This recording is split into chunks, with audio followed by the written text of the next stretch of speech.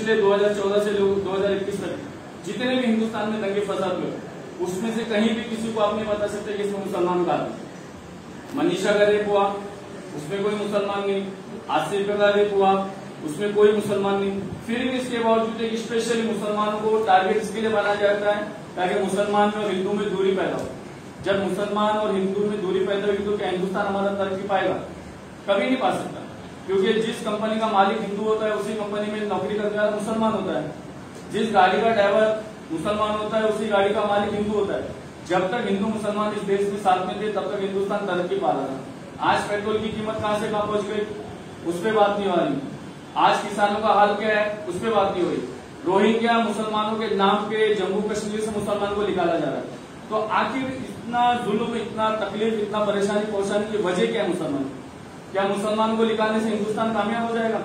क्या हिंदुस्तान में मुसलमान ने आजादी के लिए लड़ाई नहीं लड़ी? मैं आप लोगों के माध्यम से जानना चाहता हूं कि जब तक हिंदू मुसलमान एक साथ थे, कई जगह पे आपने देखा कि मंदिर की बाजू में, मस्जिद की बाजू में एक तरफ अजान होती है, एक तरफ पूजा होती है, आरती होती है, मगर उन लोगों में झगड़ा नहीं।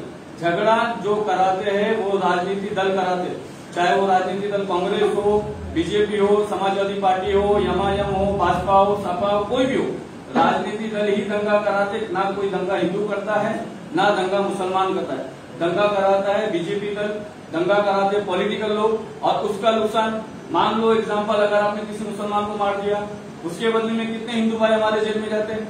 मान लो किसी हिंदू ने, किसी मुसलमान ने हिंदू को मार दिया, कितने मुसलमान के बच्चे जेल में चले जाते? कोई नेता का बच्चा आपको जेल में नहीं मिलेगा, कोई मंत्री का बच्चा आपको किसान के साथ में नहीं मिलेगा, किसान के साथ में किसान का बच्चा मिलेगा, हिंदू के साथ में मुसलमान का ही बच्चा मिलेगा। रही बात हमारे नबी करीम सल्लल्लाहु अलैहि वसल्लम की शान में जो गुस्ताखी किया इस स्वामी ने, इसके खिलाफ हमारी कमेटी सुप्रीम कोर्ट में जाके याचिका दाखिल करेगी 30 मार्च को, ताकि जो भी सोशल मीडिया पे, मैंने पूरा एक बुक स्टडी किया 2020 से लेकर 2021 तक हिंदुस्तान में जो गुस्ताखियां चल रही, स्पेशली इसको तो आप पहचानते रहेंगे, जी मीडिया का जो डीएनए चलाता है सुधीर चौधरी, इसने अपने न्यूज चैनल में बैठ के इतनी बड़ी बकवास किया कि फ्रांस में जब प्रॉफेट मोहम्मद सल्लल्लाहु अलैहि वसल्लम की शान में गुस्ताखी हुई तो मुद्दा फ्रांस का था, और जिस धर्म को जो मानता है वो अपने धर्म के हिसाब से बात कर सकता है। जब मुसलमानों ने यहाँ पे मोर्चा धरना प्रदर्शन किया तो इसमें क्या बोलता है कि अभिव्यक्ति की आजादी, अगर अभिव्यक्ति की आजादी के नाम पे सुधीर चौधरी का अगर नंगा कानून बना के रोड पे लगा दिया जाए तो इसका इजाजत हमको हिंदुस्तान का कानून देता है? हिंदुस्तान के कानून में 377 के तहत हमको आजादी भी है, वहाँ 295 के तहत, 295 153 153 के तहत हमको कैद भी तो है, हमको रोका भी तो गया है कि आप किसी के धर्म के खिलाफ, किसी की जबान के खिलाफ, किसी के घर के खिलाफ, किसी के गांव के खिलाफ, किसी के जिस्म के खिलाफ तक हम नहीं बोल सकते। मगर इसमें सबसे बड़ा रोल अदा करने वाली इस जमाने की सबसे बड़ी पुलिस है। पुलिस जो होती है राज्य के हाथ में होती है, मगर मुझे पता नहीं चल रहा है कि पुलिस इस वक्त हिंदुस्तान के राज्य के हाथ में है या केंद्र के हाथ में। जो हमारा केंद्र से कानून आता है, आप अभी तक देखेंगे कि स्कूल कॉलेज हमारे बने, मगर उसके बावजूद भी बियर बार खुले हो गए। क्या बियर बार में दारू पीने से हमारा हिंदुस्तान तरक्की पाएगा? स्कूलों को आपने कोरोना के नाम पे बंद कर दिया, कॉलेजों को कोरोना के नाम पे बंद कर दिया, पूरे बम्बई में शादी के हॉल में घुस घुस के फाइन मार रहे, रिक्शा के अंदर मुंडी डाल डाल के आप फाइन मार रहे, और बियर बार में तो धड़ल्ले से दारू पिया जा रहा है, तो वहां कोरोना नहीं फैलेगा। मगर ये सोची समझी साजिश के तहत पूरा हिंदुस्तान को गुलाम बनाया गया। जैसा हिंदुस्तान को अंग्रेजों ने गुलाम बनाया था, उसी तरह इस वक्त की केंद्र सरकार बीजेपी हुकूमत गुलाम बना रही है। और ये बात हमारे हिंदू भाइयों को भी समझ में आना चाहिए, मुसलमान भाइयों को भी समझ में आना चाहिए। कोई भी नेता आपके दरवाजे पे अल्लाह रसूल के नाम पे वोट मांगने आता है तो अपना दो। हमारे दलित भाई को भी समझ में आना चाहिए कि बाबा साहब अम्बेडकर के नाम पे कोई भी नेता आपके दरवाजे पे वोट मांगने आता है तो आप मत दो। उसको ये पूछो कि पहले वाले ने ये किया, अब तू क्या करने वाला है? सबसे बड़ा फायदा किसी साधु की, किसी महात्मा की, प्रॉफेट मोहम्मद सल्लल्लाहु अलैहि वसल्लम की शान में गुस्ताखी की जाए तो इसका बेनिफिट सिर्फ गवर्नमेंट को होता है, इसका बेनिफिट सिर्फ पार्टियों को होता है। ना इसका फायदा कोई हमारे हिंदू भाई को होता है, ना इसका फायदा हमारे मुसलमान भाई को होता है। तो हमारी ये कमेटी की पूरी कोशिश है कि कम से कम हिंदुस्तान में जो कानून बना हुआ है, 2 कानून है, 295A, 295AA, 153A, 153AA, ऐसे कानून को कड़ा करा जाए।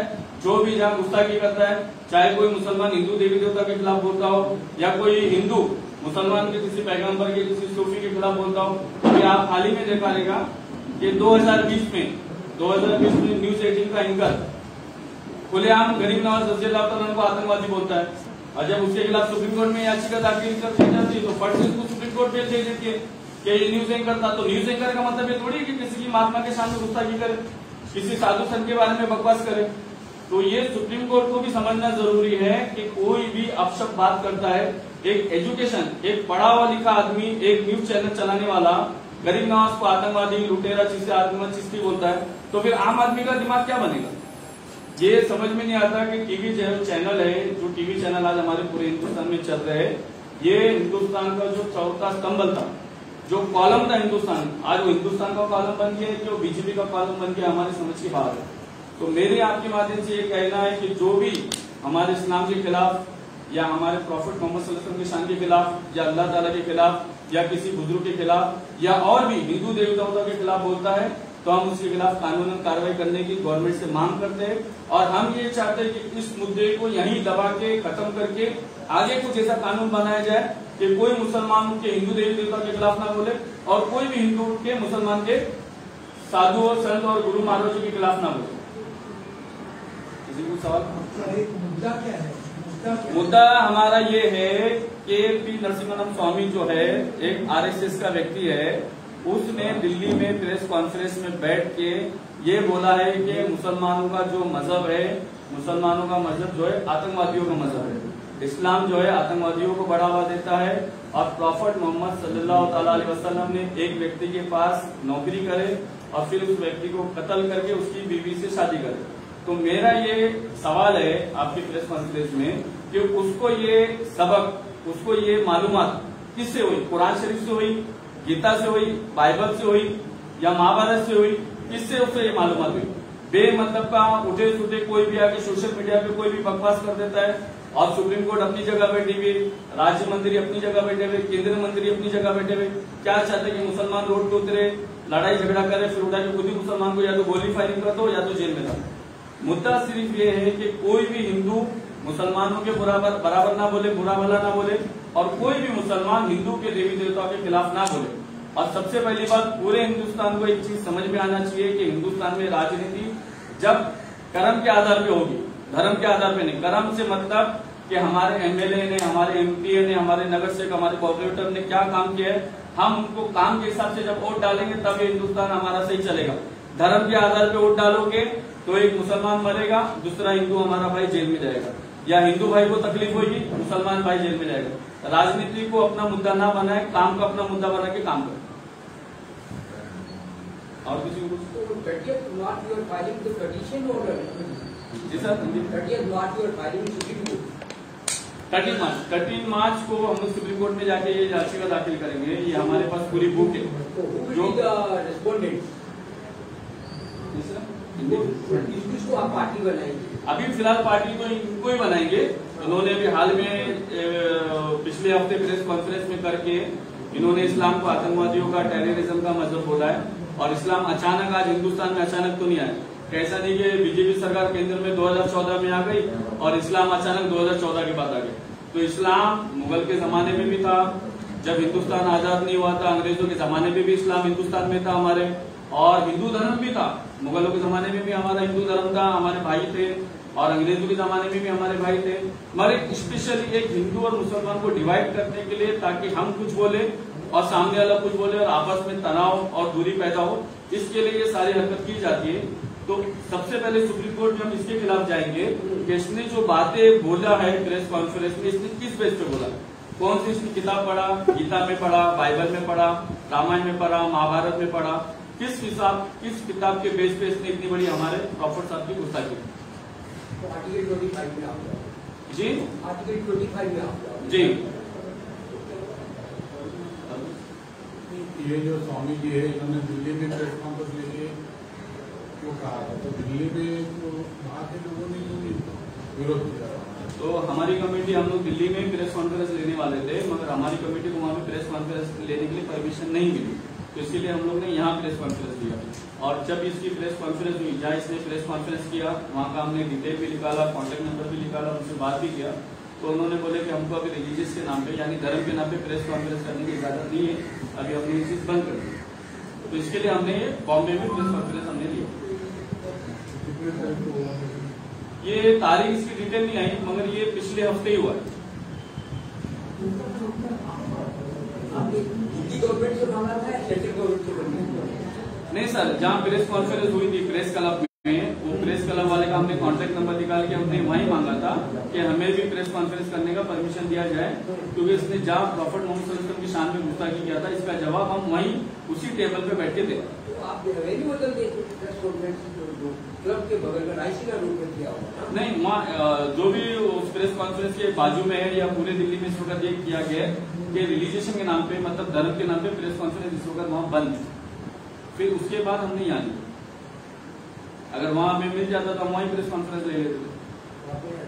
किया नहीं, इंशाल्लाह हम हाइड कर लेंगे। ये पहली प्रेस कॉन्फ्रेंस लिए और उसके 30 को डालोगे या 13 तारीख को? नहीं, 30 तारीख 30 मार्च तक हम सुप्रीम कोर्ट में याचिका दाखिल करेंगे। 2 फर्स्ट इसके नाम पे कि इसने जो बात बोला है ये किस बेस पे बोला है। दूसरा, ये जो सोशल मीडिया व्हाट्सएप, फेसबुक और यूट्यूब चैनल वगैरह पे एक स्पेशली टारगेट माना जा रहा है मजहब इस्लाम को, ताकि बोला जाए उसको देख के हमारा हिंदू भाई खुश होए, या हिंदू भाई को टारगेट बना जा रहा है जिसको देख के मुसलमान गुस्से में आए और आपस में दूरी पैदा हो, लड़ाई झगड़े पैदा हो। देखो, ये सारी चीजों से होता है ना, एजुकेशन पढ़ने वाले बच्चों को फायदा होता है, ना ऑफिस में ड्यूटी करने वाले को फायदा होता है।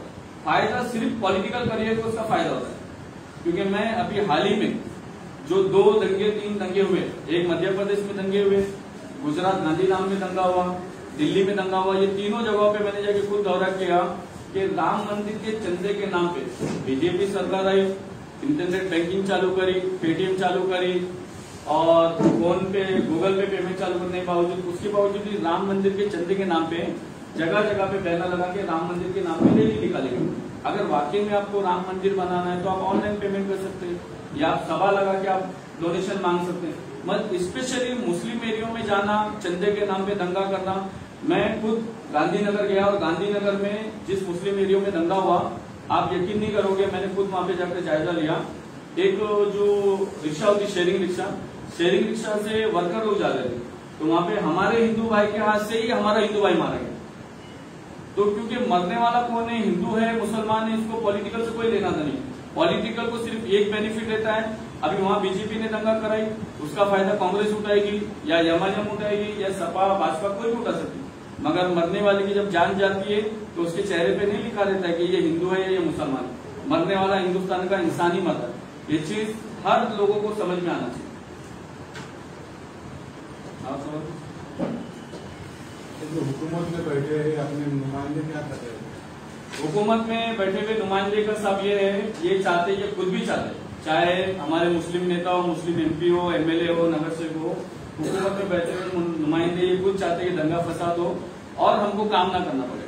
अगर कोई मुस्लिम एरिया में दंगा फसाद हो गया तो वहां पे मुसलमान का वोट बढ़ जाएगा, मुसलमान वहां पे जाकर रोएगा अल्लाह रसूल के नाम पे, अगर आप हमको वोट देंगे, आप हमारी बात सुनेंगे तो आने वाले दिनों में यहाँ पे कॉर्पोरेटर हमारा होगा, नगर सेवक हमारा होगा, एमएलए हमारा होगा, एमपी हमारा होगा, तो उसके बाद हम आपके हाथ मजबूत करेंगे। हालांकि ऐसा नहीं होता है। जब भी दंगे फसाद होते हैं वहां पे मुसलमान के नगर सेवक, एमएलए, एमपी मौजूद होते हैं, उसके बावजूद भी ना किसी हिंदू भाई की जान बचती है, ना मुसलमान जान, किसी इंसान की जान बचती है। फायदा सिर्फ पॉलिटिकल को होता है और पॉलिटिकल फायदे की वजह से ही मजहब इस्लाम को आतंकवादी का मजहब बोला जा रहा है और पॉलिटिकल को फायदा पहुंचाने के लिए हमारे हुकूमत के शान में गुस्ताखी की जा रही है। जी,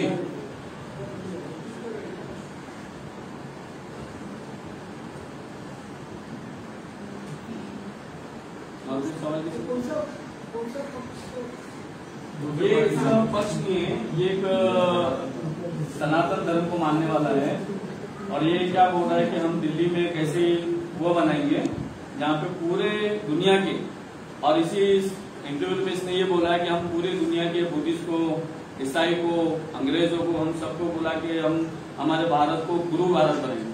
आज उसको अचानक अंग्रेज इतने प्यारे हो गए तो मुझे समझ में नहीं आता। हालांकि अंग्रेजों को प्यार और आरएसएस वालों को प्यार अंग्रेजों से बराबर था। जब भी हिंदुस्तान की हिस्ट्री आप देखेंगे एक भी आरएसएस वाला अंग्रेजों के खिलाफ लड़ता हुआ आपको नहीं दिखेगा। आज ये बोल रहे हैं कि ना पूरे दुनिया में देखो, आप इराक में देखो, ईरान में देखो, किस तरह मुसलमान तबाह और बर्बाद है। तो ईरान में जो तबाह और बर्बाद है मुसलमान अंग्रेजों की वजह से तबाह है। अमेरिका वाला खुद अपनी सामान बेचता है और उनको लड़वाता है। तो इसको आज अचानक अमेरिका, अरे जिस देश की खाता है उस देश का गाना गाना चाहिए ना कि हमारा हिंदुस्तान अच्छा है। आप अगर कोई भी चीज करना चाहते हो तो अलग अलग राज्य के, अलग अलग स्टेट के आदमियों को बुला के आप मीटिंग करो। हमको अगर कुछ करना है तो हम पाकिस्तान से, अमेरिका से, सऊदी से थोड़ी बुलाएंगे कुछ करना है। हमको अगर कुछ हमारे इस्लाम के लिए बेनिफिट होने वाली चीज अगर हम कोई चीज करेंगे तो हम अहमदाबाद से, गुजरात से, यूपी से कुछ आलिमों को, कुछ गुरु महाराजों को बुलाओगे कि भाई इस्लाम के बारे में इससे सब नुकसान हो रहा है तो हमको क्या करना है। तो ये थोड़ी बात होगी कि हमारे हिंदुस्तान में इस्लाम का नुकसान हो रहा है तो हम पाकिस्तान से बुलाएंगे, हम इराक, ईरान से बुलाएंगे। ये किस तरह का बेवकूफ आदमी है जो हिंदुस्तान में कुछ करना है तो यहूदियों को बुलाएगा, इसराइलों को बुलाएगा, अमेरिका वालों को बुलाएगा। बाहर देश वाले यहाँ के क्या बेनिफिट पहुंचाएंगे? कि इससे पहले 150 साल उन्होंने बेनिफिट पहुंचाया था। 150 साल उसने हिंदुस्तान को गुलामी बना के रखा था और ये चाहते फिर हिंदुस्तान गुलाम बन जाए, इसलिए तो ये अंग्रेजों के खिलाफ बात नहीं करते। आज अचानक इनको हिंदुस्तान के किसान याद नहीं आ रहे, हिंदुस्तान के मजदूर जो काम करने वाले याद नहीं आ रहे, इनको अचानक अंग्रेज याद आ रहे, यहूदी की पॉलिसी। और अभी इसमें इसी इंटरव्यू में बोला है कि हमको रशिया को फॉलो करना है, अंग्रेज को फॉलो करना है और इसके बाद हम लोग हिंदुस्तान में वो हाल करेंगे जो हाल बर्मा में हुआ। 2012 में बर्मा में मुसलमानों को जिस तरह काकड़ी एक सब्जी छीली जाती, काटी जाती है, इस तरह मुसलमानों को 2012 से लेकर 15 तक मारा गया। ये क्या चाहता है कि हिंदुस्तान में ये भी हो? आप हिंदुस्तान को किस हिस्से में लेके जाना चाहते हैं? हिंदुस्तान में सभी लोगों का आके, हिंदुस्तान में लड़ाई सभी लोगों ने लड़ी और सब हिंदुस्तान के वफादार, चाहे वो अंग्रेज हो, चाहे ईसाई हो, चाहे दलित भाई हो, चाहे मुसलमान हो। मगर ये आपस में लड़ाई लगा के क्या मतलब होने वाला है इसको?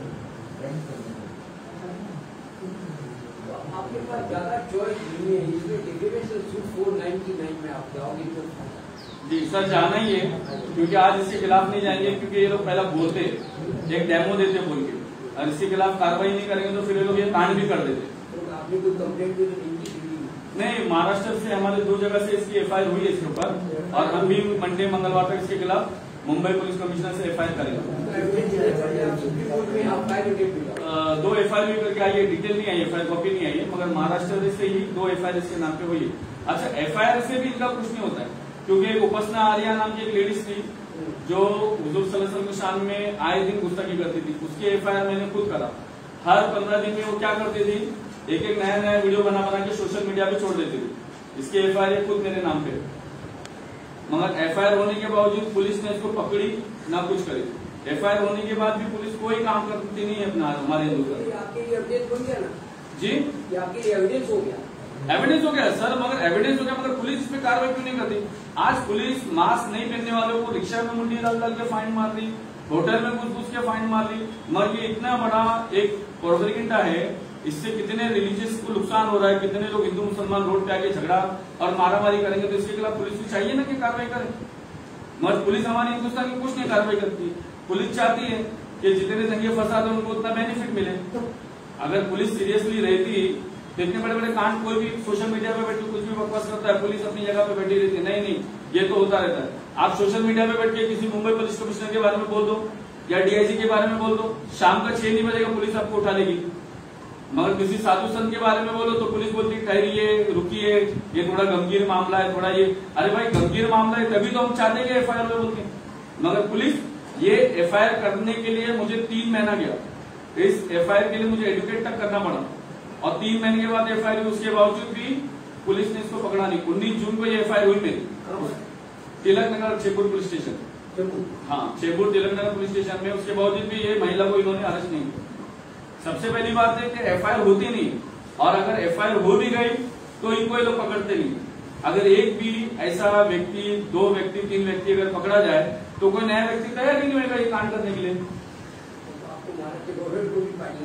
हाँ, महाराष्ट्र गवर्नमेंट को हम पार्टी बनाएंगे, हम खाली कोरोना खुलने का इंतजार कर रहे हैं। हाँ, ये लॉकडाउन खुल जाए, कोरोना जरा खत्म हो जाए, क्योंकि बिहार बार तो कोरोना मूवमेंट में खुल गया है, बिहार बार खुल गया, मगर हमारी स्कूल नहीं खुल रही। नहीं कोरोना नहीं, लॉकडाउन में देखो ना 22 नहीं 22 मार्च को लॉकडाउन लगता है और 3-4 मई को अचानक ये लोग ने ना बिहार बार खोल दी और 1 साल के ऊपर होने हैं, स्कूलें बने, कॉलेज बने। अरे स्कूल से कॉलेज से क्या बीमारी फैल जाएगी? आज ड्रिंक करने वाले एक के ऊपर एक चढ़ के ड्रिंक ले रहे हैं। अरे उसमें अल्कोहल है ना। अच्छा, तो ऐसा है सर, अगर अल्कोहल है तो आप सर्वे करें, गली गली जाके महिलाओं को भी पिलाए, बच्चों को भी पिलाए, तो क्या फिर बच्चे भी सुरक्षित हो जाएंगे ना अल्कोहल से। ये जो है एक चुटिया बनाने का धंधा हमारी केंद्र सरकार ने चलाया है, और पूरे हिंदुस्तान की राज्य सरकार जो है ना, जिस तरह हिंदुस्तान पहले अंग्रेजों का गुलाम था, उसी तरह आज हमारा हिंदुस्तान की राज्य जो है केंद्र सरकार के गुलाम हो गई। जी आप जुमला कर रहे हैं, ऐसा नहीं लग रहा है? नहीं, जुमला नहीं, मैं मेरे आंख से जो देख रहा हूँ मैं हो रहा हूँ। अभी 3 दिन पहले होटल के अंदर घुस के कोरोना की फाइन मारे 200 रुपया। रिक्शा चलाने वाले ने भी 3 दिन पहले रिक्शा चलाने हमारे आपके सामने चाकू रख दिया। 200 रुपया कमाने वाले को, रिक्शा चलाने वाले को 200 रुपया कमाने कितना टाइम लगता है? आधा दिन वो रिक्शा चलाएगा तो 200 रुपया कमाएगा। पुलिस जगह जगह पे पावती लेके खड़ी हुई कि भाई मास्क नहीं पहना, तुम 200 रुपया ले लो, 300 रुपया ले लो। तो ये हद से ज्यादा जुर्म नहीं है? अगर वाकई में हमारे महाराष्ट्र में कोरोना है, हिंदुस्तान में कोरोना है, तो आप कैंप लगाओ, आप लोगों का इलाज करो। तो फाइन मारने से कैसे कोरोना चला जाएगा? कोरोना पाकिस्तान से तो नहीं आया ना कि अचानक उससे पैसा लेने के चले जाएगा। तो ये सोचना चाहिए, कोरोना के आड़ पे जो गरीबों पे जुल्म किया जा रहा है, ये भी थोड़ा बहुत सोचना चाहिए। और दूसरी बात, मेन जो हमारा मुद्दा है, इस्लाम जो है अमन का मजहब है, इस्लाम शांति का मजहब है, और इस्लाम में भी हुजूर अलैहिस्सलाम की हदीस मुबारक है कि तुम किसी के खुदा को बुरा भला ना कहो, वरना वो तुम्हारे खुदा को बुरा भला बोलेगा। और कुरान शरीफ की सूरह मुबारक है, लकुम दीनुकुम वलिया दीन, कि तुम, हुजूर को अल्लाह ताला ने हुक्म दिया कि ए महबूब तुम फरमा दो कि तुम्हें तुम्हारा दिन मुबारक हो, हमें हमारा दिन मुबारक हो। मेरे घर के बाजू के दीवारों में 2 हिंदू भाई रहते हैं, वो लोग दिवाली मनाते, दशहरा मनाते, उनको समझ में आया तो वो पूरी कचौड़ी को मुझे देते। रमजान का महीना आता, ईद आती, तो मुझे समझ में आता तो मैं खीर सेवई उनको देता हूँ। मगर स्पेशल एक धर्म को आज ऐसा हो रहा है, गौ रक्षा के नाम पे, गौ हत्या के नाम पे 150-200 मुसलमान मारे गए, प्लस मरने वाले ही मुसलमान आतंकवादी हो गए।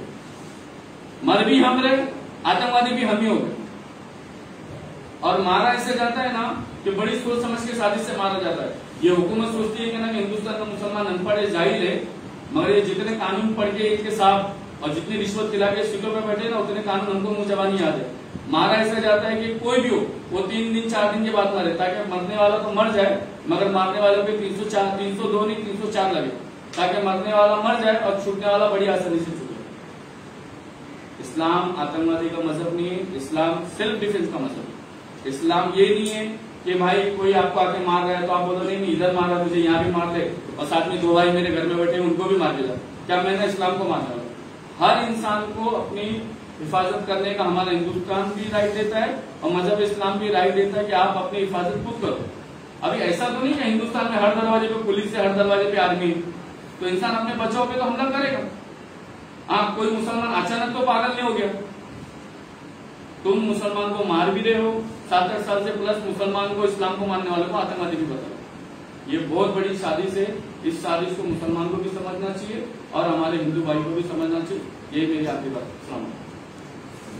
इसके पहले के FIR में जो महिला के खिलाफ कराया था, ये कुछ नहीं हुआ। नहीं, अभी स्वामी नरसिम्हा के खिलाफ कर रहे हैं, कुछ नहीं हुआ, तो आप क्या करेंगे आगे भी? क्या करेंगे? इसके खिलाफ FIR करके इसको हम राज्य सरकार के भरोसे में नहीं छोड़ेंगे, इंशाल्लाह हम सुप्रीम कोर्ट देंगे।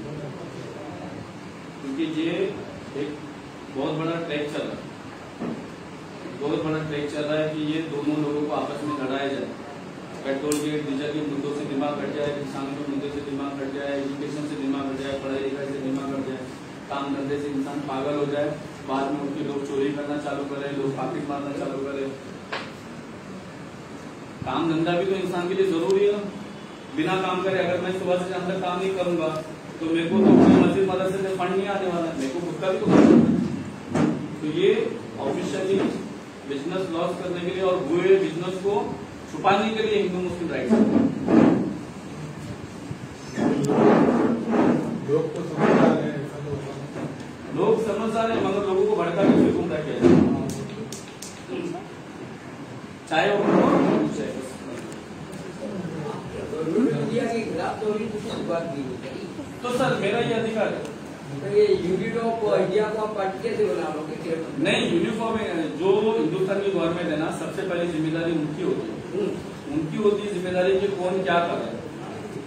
एक ऐसा मर्डर होता है 302, अगर जैसे एक बाप के हाथ से बच्चा मारा तो वो हुआ मर्डर। अगर घर की जैसे बीवी, घर की माँ ने इसके खिलाफ कार्रवाई नहीं की तो उसके बावजूद भी पुलिस उसके खिलाफ 302 देगी। आप अपने लेफ्ट लिखो ना, यूनियन लिस्ट ऑफ वोकल का पार्टी बनाओ जी ये अपनी सिलेक्टेड हेड पर हाँ। ये सब था हाँ इसका बड़ी रिकॉग्निशन है जी, जी। जानता हूँ गरीब नवाज वो अक्सर बैठिए ना, आप लोग चाय मांगेंगे बस निजामुद्दीन में हाँ। तो आपको होम मिनिस्ट्री को लिखना होता है। नहीं लिखेंगे अभी, इसके बाद हम लोग कानून कार्रवाई करेंगे और उम्मीद है। जब तक आप अपना रिटर्न रिप्लाई नहीं भेजे तो भी अप्लाई करिए, आपका राइट। हाँ बोलो प्रेस में है ना आप लोग,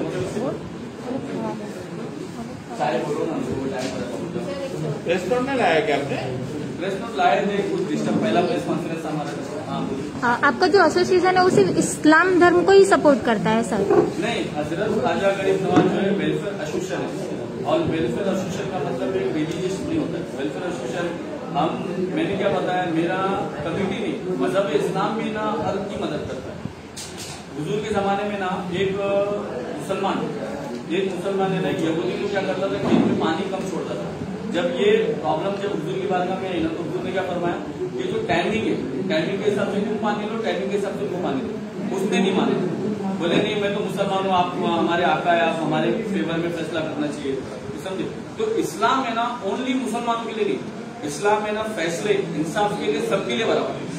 अगर किसी हिंदू भाई पे भी हमारा है, अगर कोई मुसलमानों के जुल्म करता है या कोई मुसलमान हिंदू देवी देवताओं के खिलाफ होता है, तो भी हम उस पर कार्रवाई करेंगे। तो यहाँ पे इंदौर में एक कॉमेडियन था मुनव्वर फारूकी, आपको पता होगा, वो भी तो हिंदू धर्म में देवी देवताओं पर बोला था उसने, तो आप लोगों ने कुछ कार्रवाई किया? हम लोग के करने से पहले ऑलरेडी इसके ऊपर एफआईआर हो गई। तो आपने जिक्र भी तो नहीं किया ना एक बार भी एग्जाम्पल या कुछ चीजों में? मैडम जो बच जाते हैं हम इस पे कार्रवाई करते हैं, जिसको लोग इग्नोर करते हैं, जो बच जाते हैं।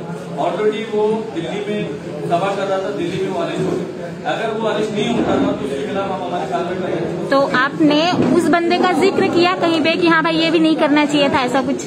नहीं, अभी कैसा है, अगर यहाँ से अब तक जो हमने किया, अब यहाँ से अगर कोई हिंदू के बारे में भी, कोई हिंदू देवी देवता के खिलाफ भी अगर मुसलमान बोले या कोई भी बोले तो हम उसके ऊपर कार्रवाई करें। इस्लाम है ना स्पेशली मुसलमान को सपोर्ट करने वाला मजहब नहीं, इस्लाम जो है ना इंसाफ को सपोर्ट करने वाला मजहब। अगर किसी गैर कौम के साथ भी अगर हमारे मुसलमान को मानने वाले को जुल्म करेंगे तो हम उसके खिलाफ कार्रवाई करेंगे। जी।